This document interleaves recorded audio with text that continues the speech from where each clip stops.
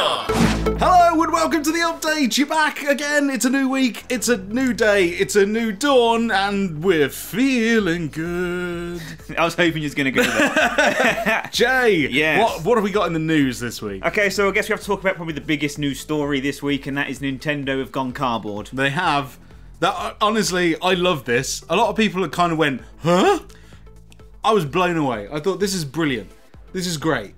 Because literally, this is the most Nintendo thing Nintendo have done in a long time. To be fair. So, and basically, if you haven't seen it already, which, hello, you can basically make stuff out of cardboard that you can put your Joy-Cons in that interact with the games and stuff like that. And some of these range from very simple things like a little car that uses the Joy-Cons vibration function to move around. Yeah. Right up to a fully functioning piano, which is amazing. Yeah, and a robot. Yeah, the robot backpack as well. That's nuts. Now, the way the piano works, I had a look into this. The piano is very complex. It's not like you press like a key and it just hits a button on the Joy-Con. There's a camera in the Joy-Con, right? And basically, when you press keys, it shows a symbol. It flashes a symbol up on a bit of card to the camera on this little Joy-Con, and it detects which note you have pressed and plays the correct sound according to the, like, instantly. I'm like, that is insane. Who comes up with this? I know, right? So, I mean, it's fantastic, but I'm going to address a few issues that a few people have had with it, and that's namely the durability, the cost, and all that kind of jazz. But, yeah, I mean, it's cardboard at the end of the day. You're paying £60 or $70 if you're in America for the base kit, which comes with the cartridge, which has all the games on it, and then a few sheets of the cardboard. Yeah. And they're all like perforated and stuff like that. Or there's a slightly more expensive version that has the stuff for the backpack, the mech suit, doesn't it? Yeah, so they're calling it Toy-Con. Yeah, that's right, the Toy-Cons. How cool is that? It's again, that's so Nintendo. Yeah. But as you're saying, the prices are $70, $80. There isn't a price yet for the UK, but let's face it, we know it's going to be £70 and £80. Probably. Yeah. But yeah, so you're paying a lot of money for something which is pretty cool. But you leave it lying around, someone's going to throw it away. Your kid's going to sit on it. It's cardboard, water damage. Yeah, and overuse as well. I mean, there's one of the Toy-Cons is a fishing rod. That actually, when you rotate it, it's got kind of a clicky clacky thing inside it that makes it go, you know. And you think, like, that's really cool, but after a while of using it, that's going to wear out. Yeah, or someone tries to do it the other way and snaps it. And, yeah. So it's fragile, I guess, but robust, but still, it's not going to last forever. So the one question that we have for Nintendo that they haven't actually answered yet is, are they going to let people print out their own sheets or provide people with a solution to create new Toy-Cons or freshen them up after they get damaged or whatever? Yeah, just what are their plans with that? We know that they're releasing accessory packs as well. Yeah. For they're $10, and they come with like stickers and a bunch of stuff that you can decorate your cardboard with. Yeah, I mean, you could use your own stuff, really. You can decorate it how you like, and to be fair, Nintendo have been encouraging people to make their own stuff, so do you think that's going to leave the floor open to people creating their own kind of creations? It would be interesting to see if you could do that and kind of like incorporate it into, because obviously it comes with a game for a cartridge for the Switch that interacts with everything. But yeah, it'd be good to see how flexible it is with kind of everyone else's own minds and creations. I think that could be pretty cool. Yeah, I mean, and the last thing I'm going to say on this is, I think it's fantastic for a number of reasons, because it's getting kids hands-on again. Like, so many, I mean, we've even heard this phrase. Now, I'm not a parent, but I know a few people that are parents. A lot of my friends are. And there's this thing like screen time. Yeah. Like, you know, and their kids have screen time and how much screen time they have and stuff like that, where, you know, they have to take it off them, and, you know, it's like, no, you've been staring at that too long and stuff like that. I suppose, to be fair, it's never changed. My mum used to tell me to get away from the television every now and again. But I think this is great because back in the past, like, you had a lot more reasons to go outside and dick about and do loads of stuff, like, with your friends outdoors. Yeah. And now it's all screens and stuff like that. So Nintendo have done something so awesome where it can get kids building stuff and using their brains to do stuff and just getting hands-on and actually physically crafting something. It's like Lego for gaming. Yeah. You know? So it's like, was it Lego Dimensions, but in in cardboard form, in a physical thing. And it's like, and I mentioned how complex like the piano is. Kids can see how this stuff works. Yeah, and it's just having them, getting them thinking creatively. I think that's a really important step. Yeah. So it'll be cool. It's scheduled to come out April 20th in the US and April 27th over here in the EU. So we'll just have to see what happens when it does come out. Yeah, it's going to be popular amongst parents, I think. I think so, yeah. Because it's something that you can do together with your kid as well. So it's like, it's a big, it's a group effort. It's a cool thing to get this piano working, and I think it's going to be good. It'll be great. Just watch out for them cardboard cuts. Yeah. Because they hurt. But anyway, moving on. Fox have announced that they've bought a game studio. Well, they made a game studio to make a new Aliens game. An Alien shooter on the PC, they've said at the moment. Yes, they acquired Cold Iron Studios. Yeah. Which features talent from Doom, Bioshock Infinite, and what was the other one? Borderlands as well. So some pretty solid shooters there. Yeah. So are we finally going to see a decent Alien game? I don't know, it's speculation at the best at the moment, but Foxnet has said that they wanted players. They wanted players to experience new areas of their franchises within games, starting with Alien. So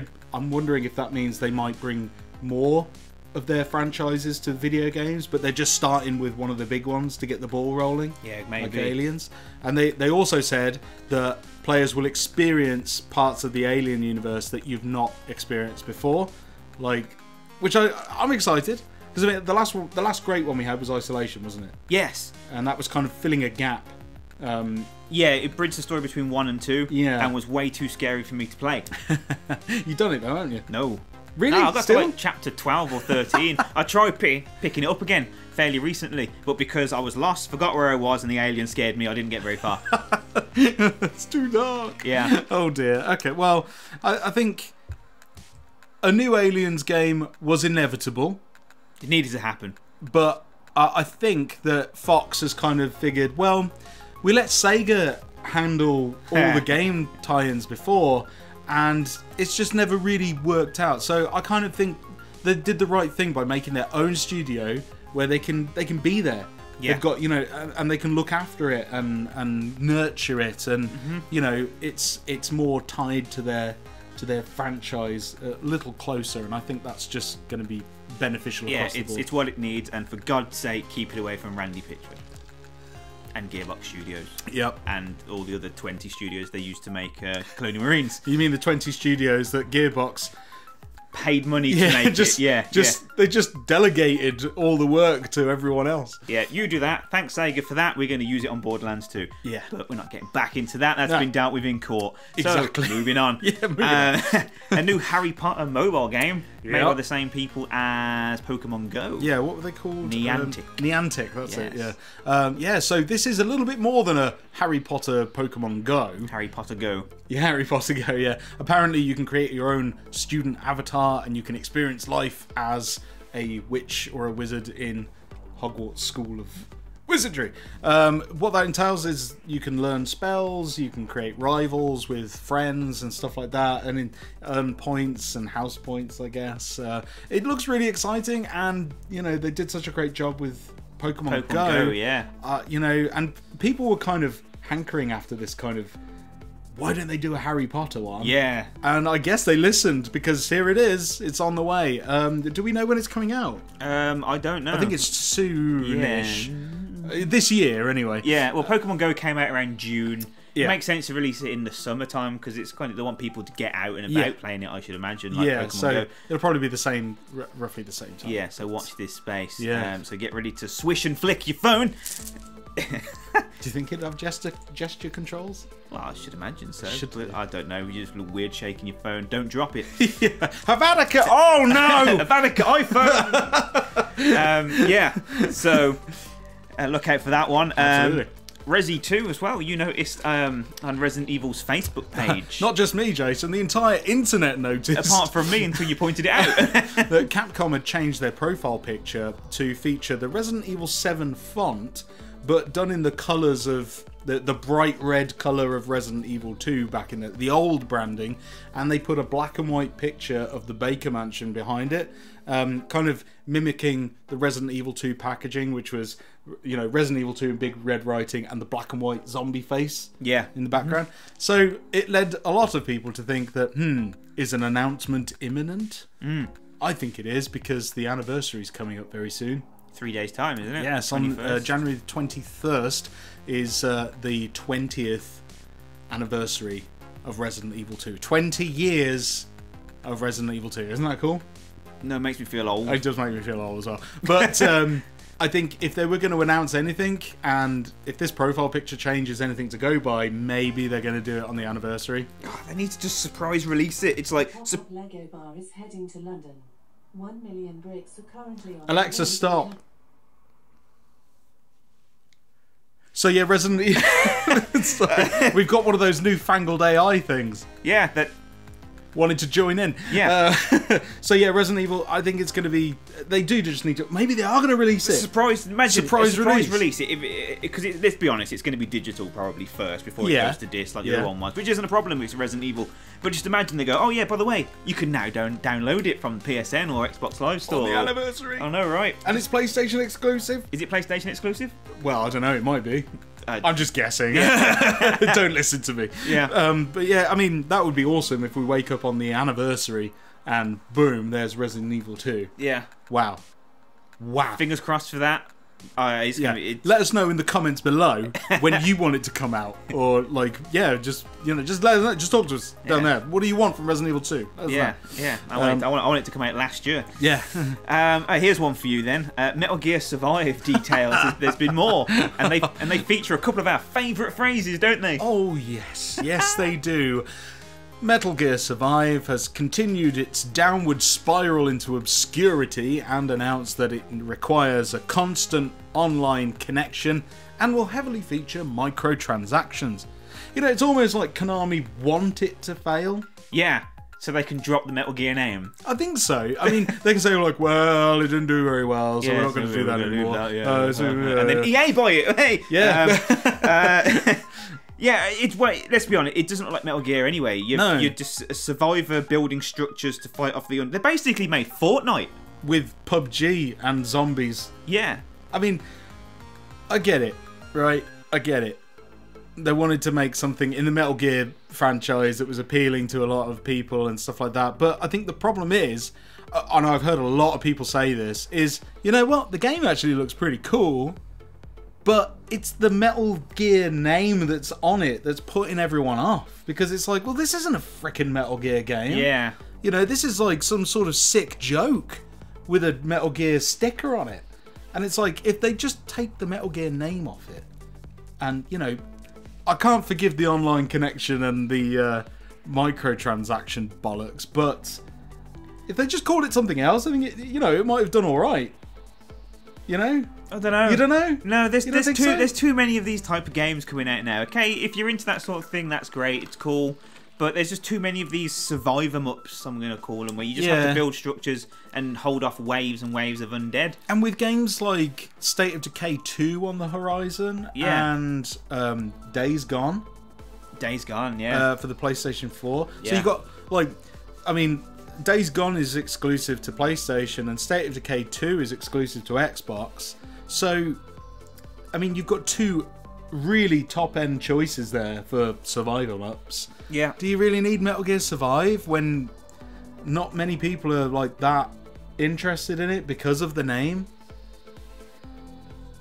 It's gonna flop. Why are they bothering? I don't know. Why are they bothering? They're trying. Yeah. But, maybe there's more to it than what we think, but or not. Let us know in the comments whether you're looking forward to it or not. Yeah, I'd actually be interested into hearing what you all think. If there's any Metal Gear fans out there that are absolutely disgusted by this direction, or Are you actually delighted by it? Let us know in the comments below. Sell it to us. Are we completely missing something about it?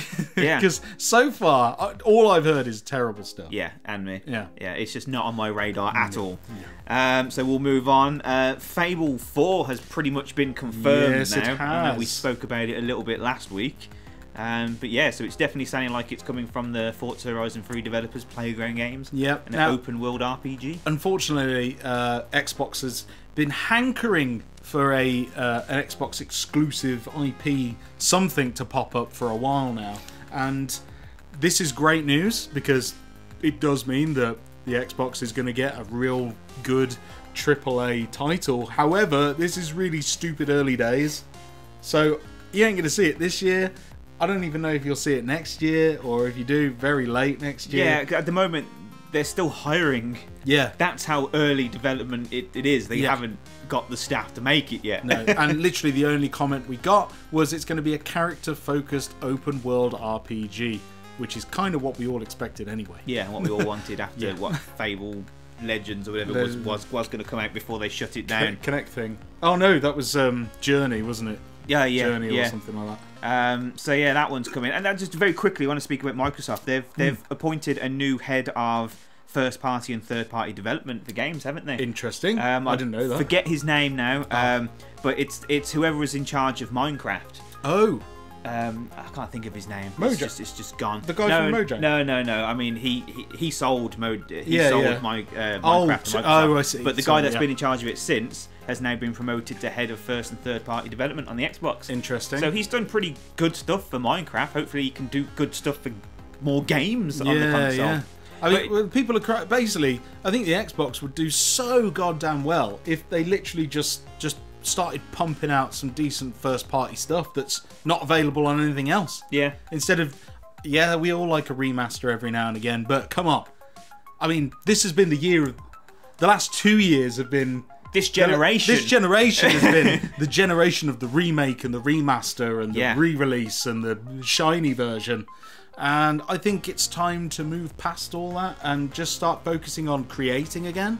Yeah, because we're already getting rumours of a PS5, and obviously Xbox One have just released their new X. Yeah. And it's like, so they've got this console, this power, there possibly rumours of a new PlayStation, but we haven't seen the capabilities of the consoles they've released prior. And as well as the Xbox One X as well. Yeah. I mean, at the moment, it's being used to run a crappy mobile game called PUBG that's like basically like... It's really not pushing the hardware, and it's having trouble running on it. Yeah. I mean, that's nothing down to the hardware itself. That's down to the port and how the code works and stuff like that. And I'm just like, when are we going to see them actually use all that stuff? Hopefully soon. Because, I mean, as much as I like the Xbox One X and think it's a really good, really sleek, nice, repackaged version of what you've got with some extra power in there. Yeah, there's no denying the power it's got. There's nothing drawing me to it because one, everything they release on it is on my original box anyway. I haven't got a 4K telly. That's my fault. But I want them to do well, Jay. I want them to do well. I want more games on it. I want a reason. I want an astronomical reason to plug my Xbox back in.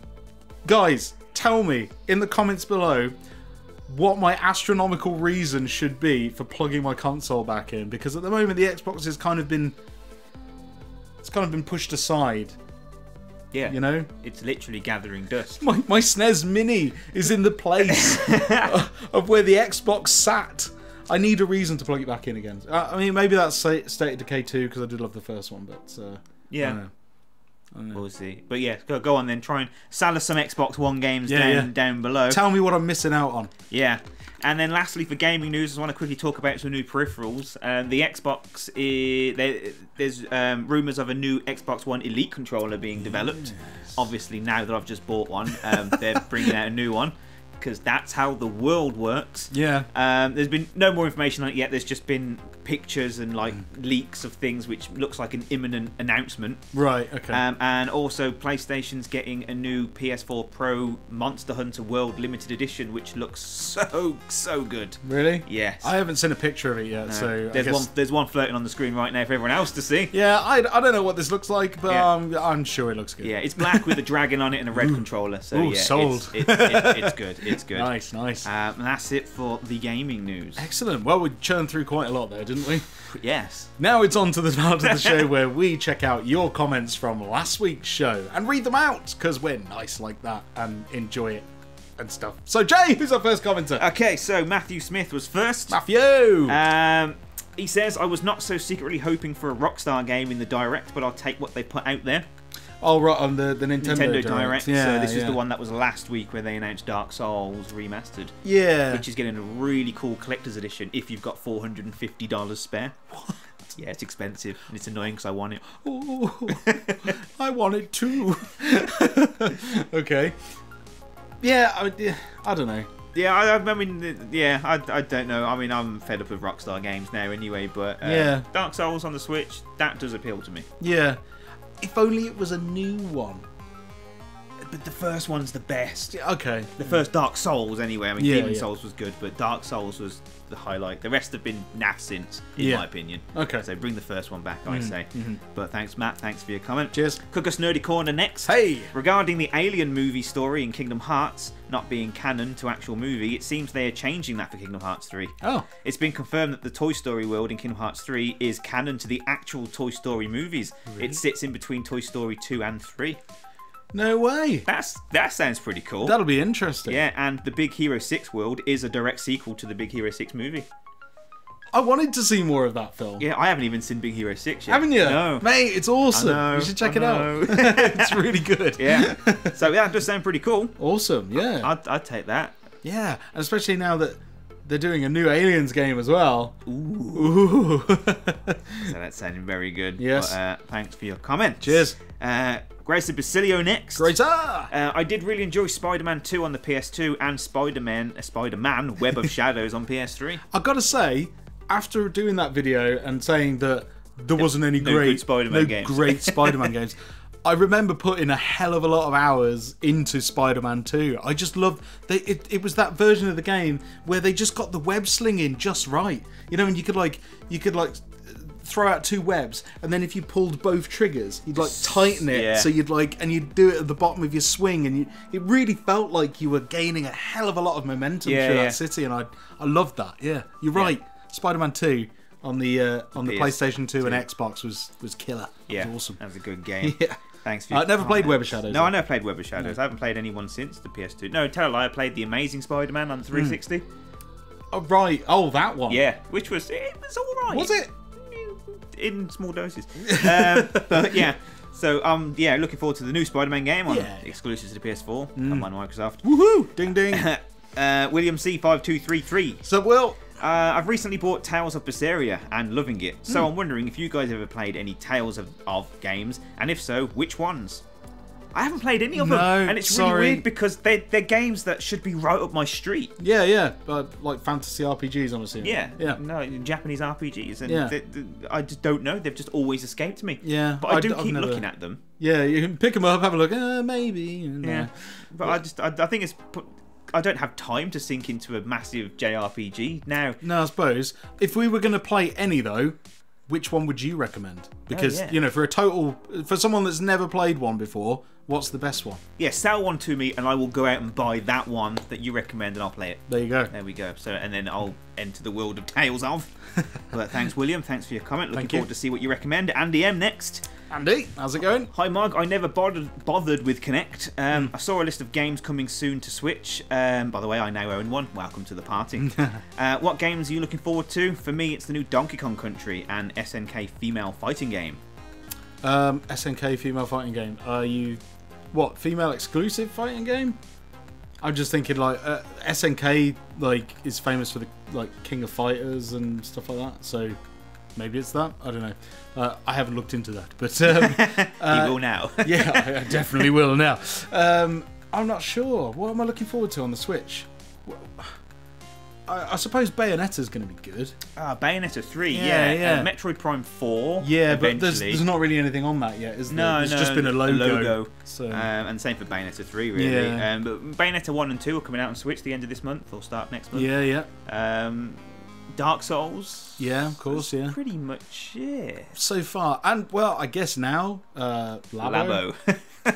Got to be playing with some cardboard. Yeah, it's going to be cool. We've got to give it a go, let's be honest. But yeah, other than that, I don't really know what else is coming out for the Switch. I've been kind of distant from the Switch again lately. Yeah, yeah. But again, let us know in the comments. Yeah, what are you looking forward to? Something to us. Yeah, yeah. Let us know a list of stuff that's coming out. Yeah. So thanks, Andy. Thanks for your comment. Cheers. Oznock in next. Oznock! Just finished the video. Appreciate the time and effort you put into them. Always love seeing your channel logo and video in my sub box. Oh, love you all. Oh, thank you very much. Thank you very much. We love you too. Cheers, Oznock. Thank you. Isaac Whelan. Isaac, how's it going? Hi guys, as always, amazing video. Well, hey. I've always been an avid Xbox fan, but I'm going to move to PC gaming as you seem to be able to play a lot more games. In your professional opinion, why do you believe Xbox have moved away from creating iconic games and into cosmetic products, i.e. the Xbox One X? PS, when can we learn more about the new game? Right. Right. Yeah. Okay. All right. There's a bunch of questions there, really, isn't there? Okay. So the first of all is. So why do we think Xbox moved away from creating iconic games into cosmetic products? I don't know. I think the business has gone through quite a few changes, and I still think they've been doing a valiant effort of trying to turn everything around since the horrible launch of the Xbox One. And to be fair, they've done a real good job. They have, yeah. And with this new position they've filled, that was a big gap because originally I think it was Phil Spencer, I can't remember, or the guy that's underneath him was filling two roles. He was vice president and head of. That Yusuf? Yeah. What was his name? It could be. It sounds familiar. Yusuf something. I think he was filling the position of vice president and head of third party development, and it's just like, those both sound like very important jobs that you can't do both. So having someone dedicated, maybe we might start seeing some new games now. His sole purpose for being there is literally to create games that are coming to the Xbox. Yeah. So with one person purely focused on that vision, I think it's going to turn around, and I think 2018, 2019, you're going to start seeing a lot more coming from the Xbox camp, which is what everyone wants, because nobody wants them to do badly. No. At all. Like, it's just that, I mean, and I, like yourself, was a massive Xbox fanboy. 360 all the way, man. Yeah, like, 360 was my console. Freaking amazing. And then it just, when the Xbox came out, I just felt kind of cheated because there was a load of features missing, and I was like, well, this is on my 360, why isn't this here? And what's going on with this dashboard? Well, and pretty much as soon as the Xbox One announcement at E3, that's the night I pre-ordered my PS4. Yeah, me too. It was just like, nah, you failed, boom, PS4, there we go. Yeah, I mean, well, we all remember the TV,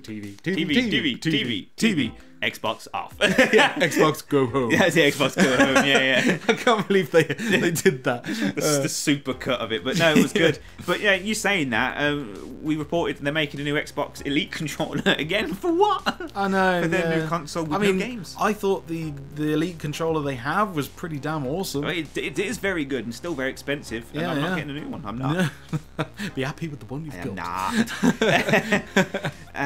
But yeah, so maybe we might see some new games. And also, when can we learn more about the new game? The new game. The other one. Okay, well, yeah, there's 2 games in development. The video updates for those games come out on the 1st of every month, so stay tuned, and the next video will be coming out shortly, soonish, and all will be revealed. That's when. 1st of what month is it? February. 1st of February. 1st of Feb. Yeah. I know, almost at the end of January. It's getting scary. I know, right? But thanks, Isaac. Thanks for your comments. Cheers, thank you. Phil is in there next, and he says, "Sea of Thieves looks like a load of ship." In brackets, dodges rotten vegetables. Shit pun. Like it. You got to laugh out of me. I love a good pun. Yeah. There are lots of pun. No.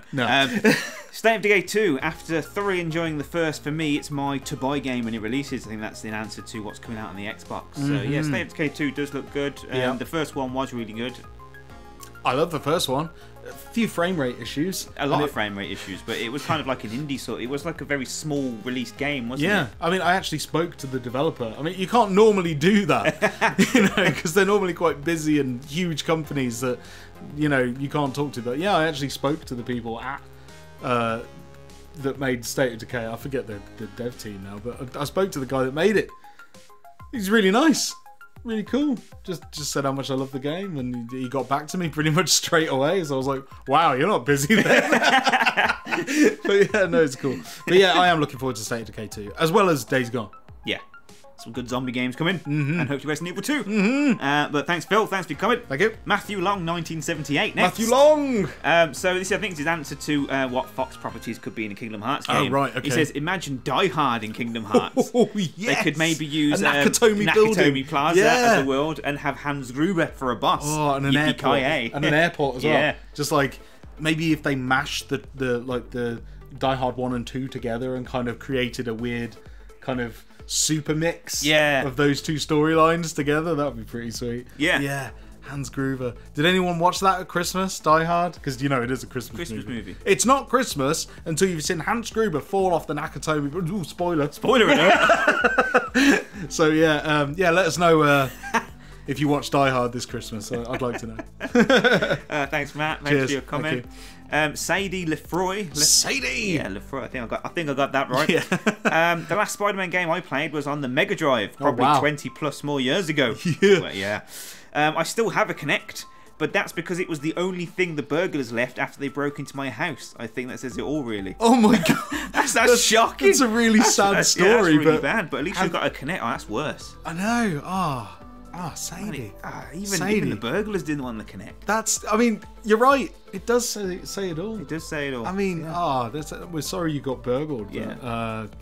And we're sorry that they didn't take the sorry they left the Kinect. Oh, man. Yeah. Yeah, it does say it all. Yeah, that's a pretty sad story. I hope you're back on your feet now and everything is all well. Sorted. Yeah, but thanks for your comment. Thank you. Maria. I always do that. You do that every I know, yeah. Apologies. Sorry. The truth is that Microsoft needs to buy a dictionary and look up the word exclusive, because mostly everything on Xbox One is also on the PC, which makes the whole thing counterproductive. And if a certain game is on both PS4 and Xbox One, it's a fact that the PS4 version has more sales. Yes. Yeah, you can't really deny that, because still, after the initial launches of both consoles, the PlayStation 4 is outselling. Yeah, it's selling Xbox almost 3-1, or maybe it is over 3-1 now. So, just by the numbers alone, there are just more consoles in people's living rooms of the PlayStation variety, which I do find it a shame, because I do want Xbox to do well. But yeah, you're right. Exclusives. They need to figure that out. And I see what you're saying about PC, and it being counterproductive, but I don't know. I think Microsoft are going about it the right way by pursuing the PC angle, because there are a lot of PC gamers, there are a lot of PC games, and the culture there is it's becoming quite viral, and you know, with the esports categories and stuff like that, it's getting big. They want a piece of this pie, and let's face it, if you've got a computer at home, you've most likely got Windows on it. And Microsoft are thinking, we've got all these PCs all over the world, and we've let Valve dominate the PC gaming market for the last God knows how many years with their Steam platform. Yep. What the hell? We want that back. PCs are ours. So I think that they're going after that, really, and Xbox just is part of that family. And they're doing it the right way as well with the cross-play. Yes. So a game that you buy on the PC or Xbox, you can play it on both, and you can play it across both. So if you've got a friend that's got Halo Wars 2, for instance, on the PC, they can play with you while you're playing on your Xbox. Yeah. And I think the latest game to join it was Ark Survival Evolved. That's one of the other big games at the moment. See, that's cross-play. I think a lot of people still don't know a lot of this stuff. It hasn't been talked about enough. They don't announce it, and this is where Xbox falls over. It's in there shouting about what they have done and have got, or bumming the arse out of PUBG, which is the current trend. I mean, it's fine. It's a very popular game. It's really fun, but when it's all you've got, it's sad. Come on, man. Xbox used to be the kings. You know, where's the I'm used to seeing quality like Gears of War, you know, like these massive the like old Halo games. Yeah, too. these massive franchises have just disappeared to history, and they're just being rehashed. I mean, okay, there was Gears of War 4, but it kind of got released to not much of a fanfare. I was like, really? Come on, give us something better, new, something new. Anyway, yeah.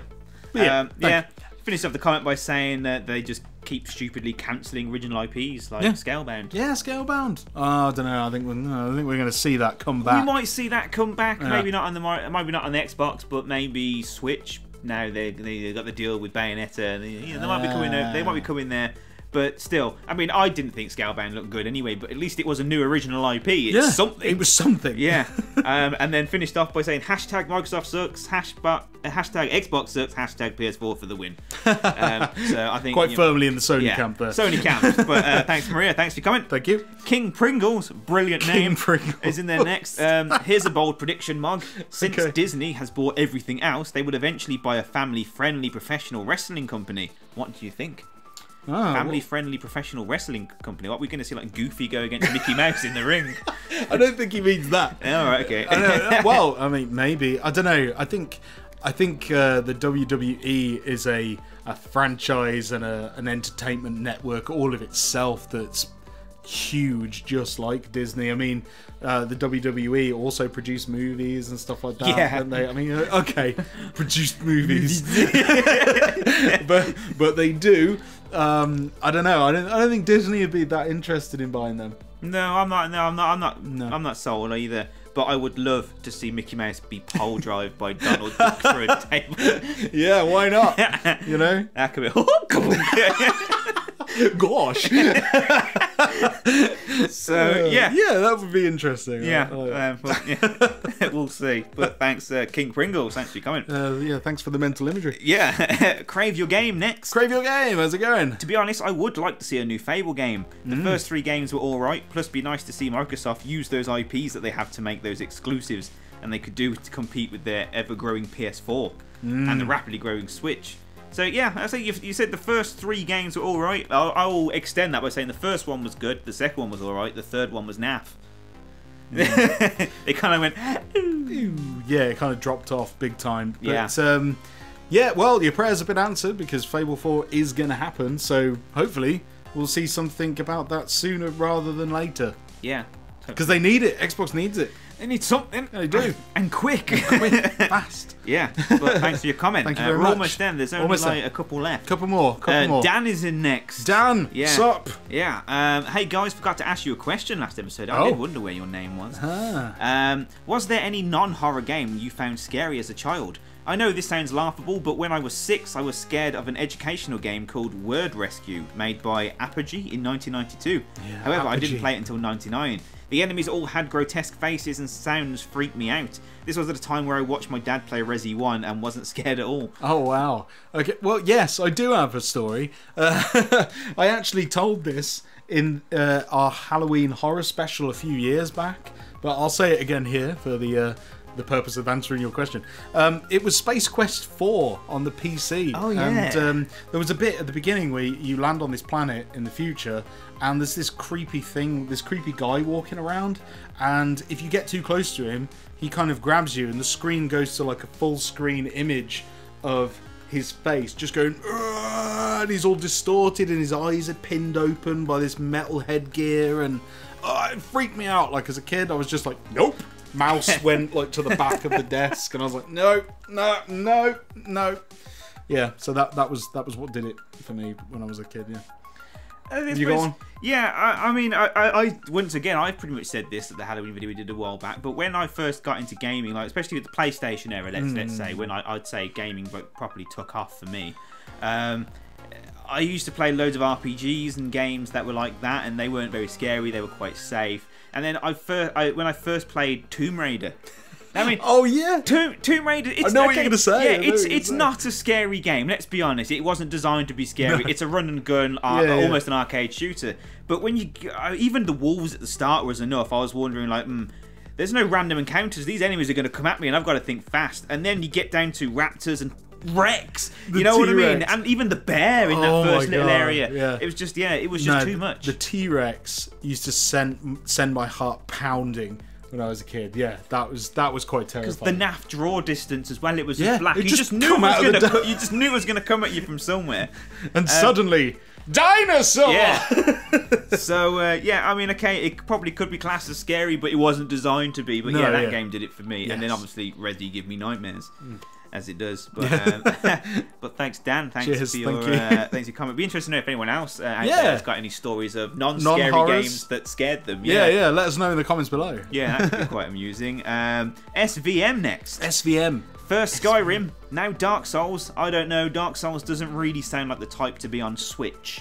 Well, no, but I mean, are we to deny Nintendo of having good games? I don't think so. I mean, definitely not. I think having those kind of games on Nintendo are just, they're giving something for everyone, really. I mean, yeah, they've got their awesome like Nintendo stuff like LABO and you know, the Marios, the Donkey Kong, the Metroid. You've got all that, but then you've got all these other great titles that people like playing too. So I don't think it's a bad thing, but I see your point though. On it's just another remaster. Yeah. But I mean, I'm looking. This is probably one of the remasters I'm most looking forward to. But still, enough with the remasters. I know, but we can say that it is the first Dark Souls game to appear on a Nintendo console. Can we? Yes, we can. So yeah, there is that. Yeah. So yeah, it might be good. I'm also going to live love your comments. We haven't loved it yet. Oh, live love. Boop. Yeah. All right, that's a different video. Blazed Blue next. Blazed Blue, I like your name. Great video, guys. Love the format and hearing your opinions. Completely agree on Resident Evil 2 and Sea of Thieves. And Crackdown does look like a flaming turd. Yes. Yeah, I mean, I don't know why everyone's holding out loads of hope for that. Because, I mean, you're looking at it, it doesn't look like anything special. And being the third in the series, when the first one was great, and the second one, to me, was just a big nosedive into... I don't get it either. Like Crackdown 3 is where Microsoft seems to have put all of their money for marketing in, because like it was one of the biggest things that they announced at E3. Like they had loads of actors. Like Terry Crews was in the trailer. I mean, he's funny anyway, but still, it's just weird, isn't it? And the fact that like it's been delayed now because they wanted to.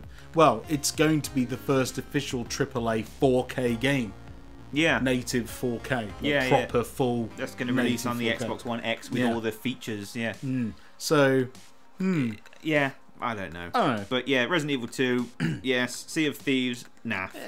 So it's one of those things. I'm gonna have to look at a video or something or see it running. Sea of Thieves. Yeah, because all we've seen is the E3 stuff. Yeah, and it was like all very scripted and Yeah, we'll see. Let's see. I like it. But thanks, Blaze Blue. Thanks for coming. And lastly, David Reynolds. I'm gonna live love you. Live love you. Okay. Well, that's a long one. It is a long one. Too easy. Okay. Hey guys, I just missed you last week by a couple of minutes, I think. You did. Your comment came through just as we pressed stop on the camera. So got to get in quick. Yeah. So here's the comment from last week. Hey guys, hope you are well. Yeah. So I was wondering what you thought this week of side quests in RPGs.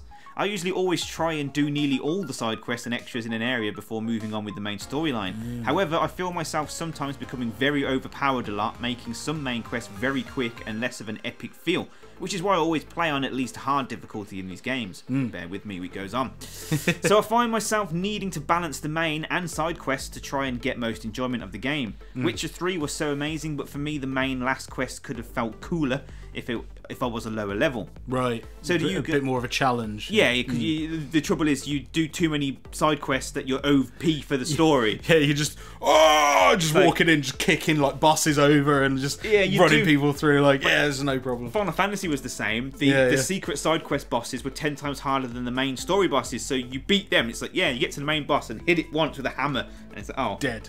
Okay, probably should have done that first, didn't you?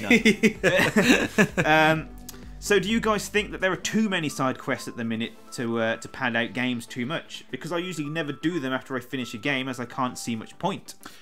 I've got a great answer for this.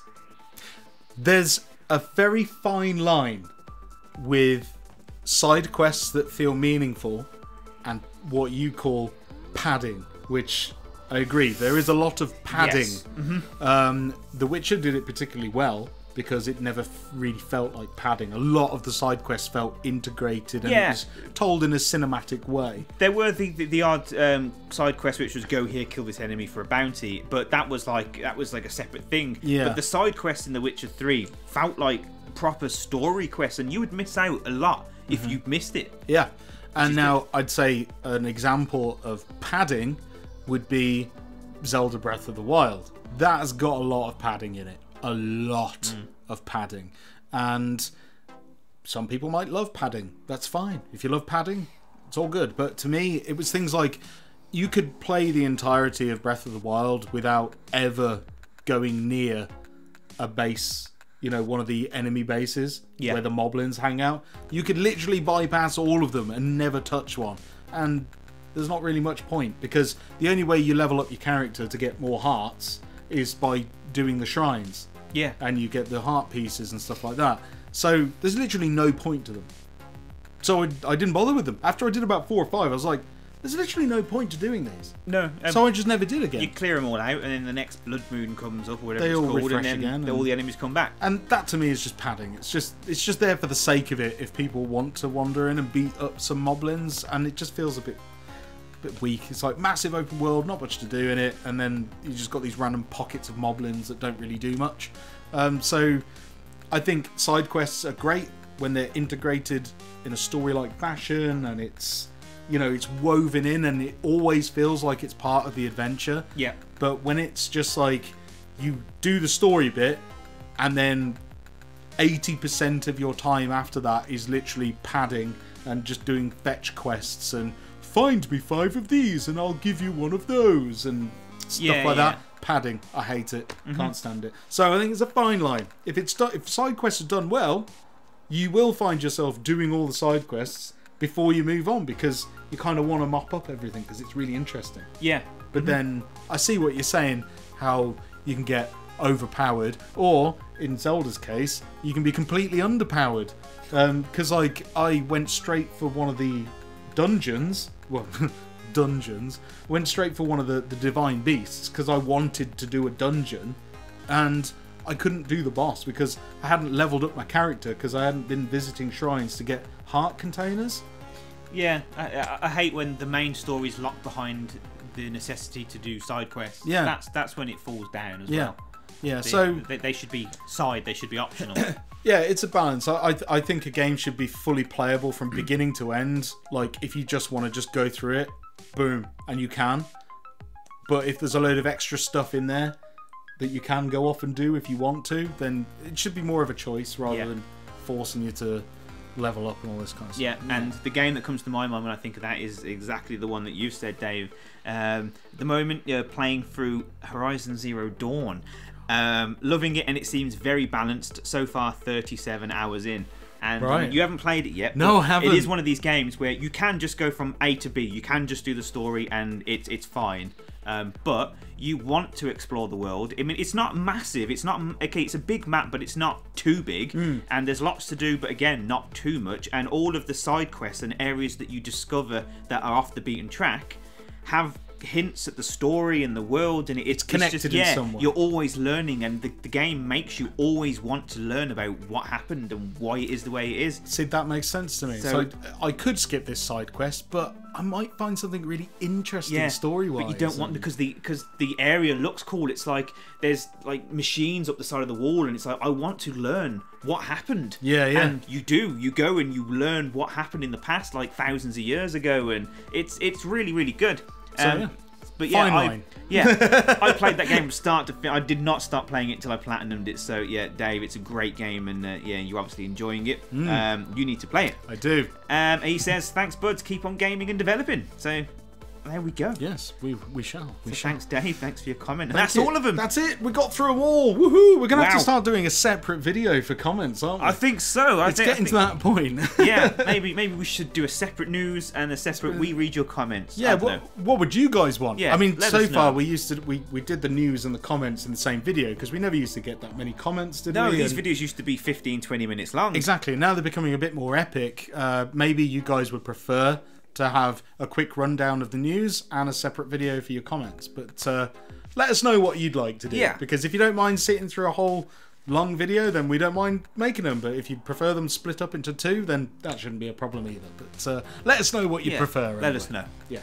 But yeah, that's all the time we've got for this week. And yeah, it's been an epic one. Yeah. Hope you enjoyed it. And if you did, don't forget to hit the like button, subscribe if you haven't already, and don't forget to leave your comments down below for us to read out next week. As always, I've been Bren. I've been Jay. And we'll see you in the next video. Bye-bye. Bye.